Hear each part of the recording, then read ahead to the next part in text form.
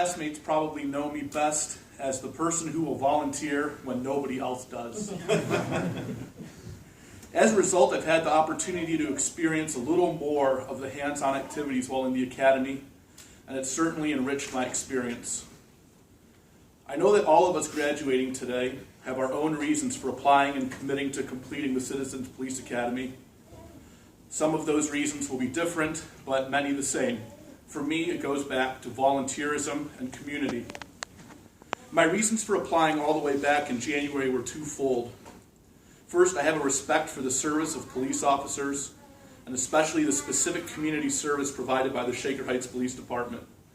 The type of thing that separates Shaker Heights from other communities in Northeast Ohio and throughout the country. Second, I have an interest in connecting with my community and volunteering to help maintain the positive things that distinguish us. The Citizens Police Academy went above and beyond in meeting those reasons, and then more. I have many fond memories from class, and I'll share a few of my favorites.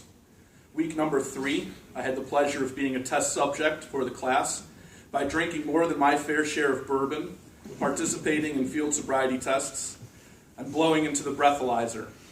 I would say that the most memorable part of the night was making Corporal Gary Salvage meet my cat when he drove me home that night, if I could remember all of it.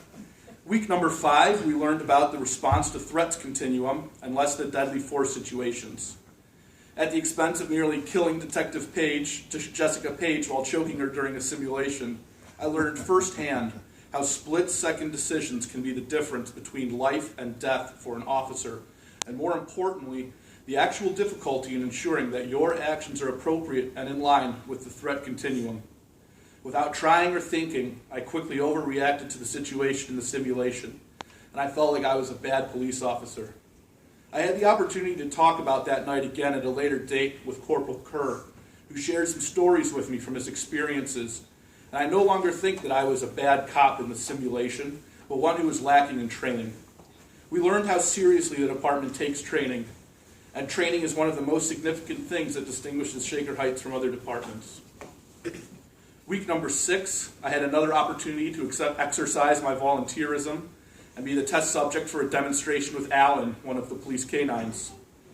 I learned a lot about police dogs and have a much better understanding of how they are selected and trained, and no longer have the very common misconception that they are trained to be attack dogs. This is a memory I will keep for a long time because my classmates took video of the demonstration, and I was able to show it online to friends and family who were all impressed. Week number 9 was our night at the range, and I was excited for my classmates who were non-shooters. Every person took the opportunity to shoot a pistol, a rifle, and a shotgun, even if it meant running later into the night. Some of these weapons can be intimidating, and people are often concerned about the recoil, especially when shooting a 12-gauge shotgun.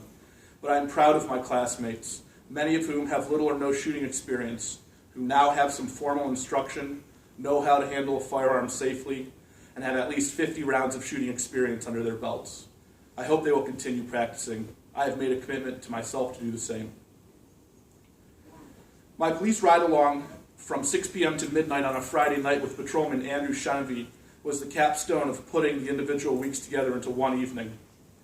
As a government employee myself, I understand the values of customer service when the public is your customer, and Patrolman Shenevy provided it at a consistently outstanding level that night, giving every call his undivided attention and treating every person with respect, even when they were weird or rambling on too long. Yet Patrolman Shenevy explained every radio call to me, and before arriving on scene explained to me what the plan was and what to do if things turned bad. That night, I learned that a well-trained police officer must be prepared for the worst when dealing with every encounter, but have the knowledge and restraint to act appropriately given the situation, something that is much harder to do than it may appear. Police officers have to do this properly multiple times a day without mistake, and in the media they are seldom recognized for their appropriate responses and often ridiculed for the isolated mistakes of the few. I believe that the Shaker Heights Police Department recognizes this, and again, why training makes all the difference in distinguishing ourselves. While the memories will fade, some things will be more lasting as a result of going through the academy. In our home, we now have 6 smoke detectors instead of none. And our candle policy has been updated to ensure safer practices. We lock the back door at all times now and have installed new exterior lights around the house. As a result of my time learning fire safety and fire prevention at the fire station and learning about crime prevention at the police station, we've made improvements and will continue to make improvements. Now that we are here at graduation, it is time to commence the next steps after the Citizens Police Academy. I have thoroughly enjoyed my Thursday nights at the police station with my classmates, and I hope that we can continue meeting together at alumni gatherings. This is the opportunity I was looking for to connect with my community, and I'm thankful for all the time and resources put forth by the police department to maintain this outstanding program. Of course, I must thank Jim Norris for leading our class every week and taking care of us. Without him, we wouldn't be here.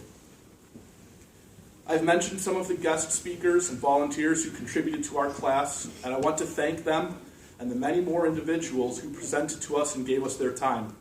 Way more people than I have time to mention specifically tonight. But now we have the opportunity for volunteerism, and I look forward to showing my appreciation to those individuals and to the hardworking men and women from the city of Shaker Heights who distinguish us from any other community. The Citizens Police Academy has taught me that whether you are a resident or an employee, there are a lot of people who care about this community. A lot of people who are going above and beyond to make this place a safe and desirable place to live or work. A community who cares about its police officers and a police department that cares about its citizens. And it is an honor to be a contributor.